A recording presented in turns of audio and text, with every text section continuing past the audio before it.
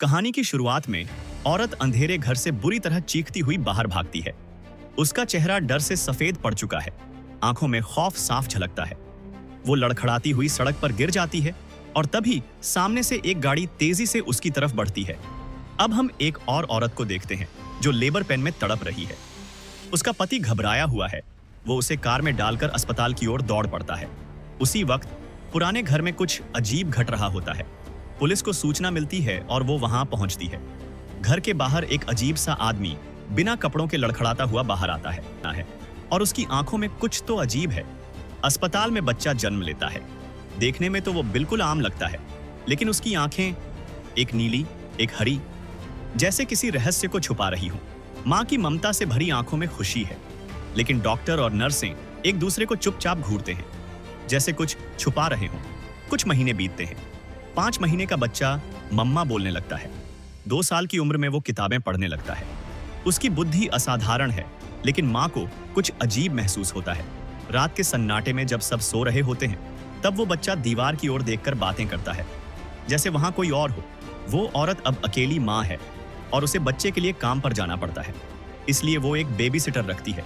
नाम है रोज। रोज जब पहली बार बच्चे से मिलती है तो बच्चा उसे घूरता है, बिना पलक झपकाए। रोज हंसती है, लेकिन अंदर से कांप जाती है। शुरुआत में सब ठीक चलता है, लेकिन फिर अजीब घटनाएं शुरू होती हैं। घर में बिना वजह बल्ब जल बुझने लगते हैं, खिलौने खुद हिलते हैं और फिर एक दिन रोज को बच्चे का स्केचबुक मिलता है। उसमें एक अजीब चित्र बना होता है, एक आदमी जो उल्टा लटका है और उसके चेहरे पर कोई नाक नहीं है, सिर्फ गड्ढा। रोज बच्चे से पूछती है, ये किसका चेहरा है? बच्चा शांत स्वर में कहता है, ये मेरा सच्चा पापा है। औरत को अब यह साफ साफ महसूस होने लगा था कि कुछ तो बहुत गलत है। बच्चा पहले कभी इस तरह उसका हाथ नहीं पकड़ता था। आज उसने न सिर्फ हाथ थामा, बल्कि एक अजीब सा गीत भी गुनगुनाया। जब उसने पूछा कि ये गाना कहाँ से सीखा, तो उसने कहा कि बचपन में तुमने ही सिखाया था। मगर औरत को उस गाने की कोई याद नहीं थी। थोड़ी देर बाद वह अपने कमरे में गई और उस सीडी को दोबारा देखा जिसमें पुनर्जन्म की कहानियां थीं। तभी युवक कमरे में आया और पूछा कि ये सीडी कहाँ से आई। औरत ने बताया कि एक विशेषज्ञ ने दी थी जो आत्माओं के पुनर्जन्म पर रिसर्च करता है। उसने ये भी कहा कि हो सकता है बच्चा भी किसी और की आत्मा लेकर आया हो। युवक ने साफ कहा कि ये सब फर्जी बातें हैं और बच्चे को वक्त के साथ सब कुछ ठीक लगने लगेगा। रात को जब औरत ने बच्चे को सुलाने की कोशिश की, तभी घर का कुत्ता जोर जोर से भौंकने लगा। औरत ने जब मुड़कर देखा तो बच्चे का चेहरा किसी और में बदल गया था। डर के मारे वो धीरे धीरे पास गई, लेकिन बच्चा वैसा ही दिखने लगा जैसे पहले था। अगले दिन स्कूल में सब बच्चे पढ़ाई में लगे थे, लेकिन वह बच्चा नीचे बैठकर केवल दाहिने हाथों की तस्वीरें बना रहा था। उसी दिन युवक को घर का कुत्ता कहीं नहीं मिला। उसने देखा कि पीछे का दरवाजा खुला है, तो वह बच्चे को लेकर ढूंढने निकल पड़ा। रास्ते में बच्चे ने कहा कि कुत्ता शायद मर चुका है। उसे पता था, क्योंकि जब जानवर मरने वाले होते हैं तो घर लौटकर नहीं आते। फिर उसने ये भी कहा कि एक दिन तुम भी मरोगे। यह सुनकर युवक ने गाड़ी रोक दी और गुस्से में डांट दिया, मगर बच्चा बिल्कुल बेपरवाह रहा। उसने अचानक युवक के पिता के बारे में बात की, जबकि युवक ने कभी अपने पिता का जिक्र तक उस बच्चे के सामने नहीं किया था। घर लौटकर उसने औरत से पूछा कि क्या उसने कभी बच्चे को कुछ बताया, लेकिन औरत ने साफ इनकार कर दिया। उसी वक्त युवक को कमरे में एक छिपा हुआ कैमरा मिला। तब जाकर समझ आया कि बच्चा उन्हें छिपकर देखता और सुनता रहा है। रात को नहाते वक्त बच्चे ने औरत से पूछा, मेरे साथ ये सब क्यों हो रहा है? औरत ने कहा, तू बीमार है।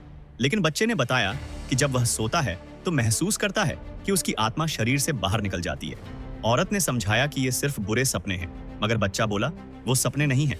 मैं हर रात खुद को खाली कर देता हूँ ताकि कोई और उसमें आ सके। रात में अचानक औरत की नींद खुली। देखा कि बच्चा अकेला गलियारे में खड़ा है। कुछ देर बाद जब वह उसके साथ सोने आया तो कहने लगा कि उसे डर लग रहा है। जैसे ही वह बिस्तर पर लेटा, उसका हाथ फिर से उस औरत की तरफ बढ़ने लगा। इस बार औरत के मन में डर घर कर गया। तभी अचानक घर में ढेर सारी मक्खियां उड़ती हुई आईं। वह मक्खियों के पीछे पीछे नीचे बेसमेंट में गई। वहां उसने देखा कि पूरा कमरा मक्खियों से भरा है और एक खून से सना कपड़ा फर्श पर पड़ा है। खून के निशान उसे एक अलमारी तक ले गए। जैसे ही वह उसे खोलने लगी, बच्चा चुपके से उसके पीछे आ खड़ा हुआ, हाथ में एक हथौड़ा लिए। अलमारी खुली और अंदर मरे हुए कुत्ते का शव पड़ा था। औरत को अब यकीन हो गया कि बच्चा वही नहीं है जो वह दिखता है। अगले दिन वह उसे उस विशेषज्ञ के पास ले गई। विशेषज्ञ ने बच्चे को सम्मोहन में डाला ताकि उस आत्मा से सीधा संवाद किया जा सके। बच्चा जब बेहोश हुआ तो उसके अंदर की आत्मा जाग गई। विशेषज्ञ ने उससे एक विदेशी भाषा में बात की, जिससे आत्मा चौंक गई। जब उसने आत्मा से पूछा कि उसका असली नाम क्या है, तो आत्मा और बच्चे के बीच संघर्ष शुरू हो गया। आखिरकार आत्मा ने नियंत्रण पा लिया और विशेषज्ञ के अतीत के घिनौने राज उगल दिए। विशेषज्ञ डर गया और झूठ बोल दिया कि बच्चे में कोई आत्मा नहीं है, मगर औरत को अब सच का एहसास हो चुका था। वह नाराज होकर घर लौट आई, लेकिन विशेषज्ञ ने फिर फोन कर उसे कंप्यूटर खोलने को कहा, बिना बच्चे को पता चले। उसने कहा वो आत्मा चालाक है, अक्सर असली बच्चे का रूप लेकर धोखा देती है। औरत ने विशेषज्ञ के कहने पर एक नाम खोजा और सामने आया एक खूनी, जिसने 5 साल में 9 महिलाओं को मारा था। उसकी आंखों का रंग भी बिल्कुल बच्चे जैसा था और उसकी मौत उसी दिन हुई थी जिस दिन बच्चा पैदा हुआ था। मगर अब सबसे बड़ा सवाल ये था, वो आत्मा फिर से जन्म क्यों लेना चाहती थी? तभी औरत को समझ आया, उसकी असली मंशा उस एकमात्र महिला को मारना थी जो उसके चंगुल से बच निकली थी। वही महिला जो कहानी की शुरुआत में दिखाई गई थी। युवक ने बच्चे को बहाने से बाहर बुलाया कि चलो डॉक्टर को दिखाते हैं। रास्ते में अचानक युवक की सीट बेल्ट कट गई और बच्चा हाथ में कैंची लिए बैठा था। जैसे ही वो घायल युवक अस्पताल पहुंचाया गया, डॉक्टरों ने साफ कह दिया, हालत बेहद नाजुक है और ये नहीं कहा जा सकता कि वो कब होश में आएगा। उसे देखकर वो औरत खुद को बेहद दोषी महसूस करने लगी और अकेले ही उस मासूम को बचाने का फैसला लिया। लेकिन जब वो बाहर कुछ लेने गई, तभी उस बच्चे की नजर अपनी सीट पर रखी चीजों पर पड़ी। शायद उसे अंदाजा हो गया कि वो औरत अब क्या करने जा रही है। वापस आकर उस औरत ने मासूम को नींद की दवा दे दी और खुद अपने बैग में एक हथियार छुपा लिया। अगले ही पल वो सीधे उस भयानक औरत के घर पहुंची।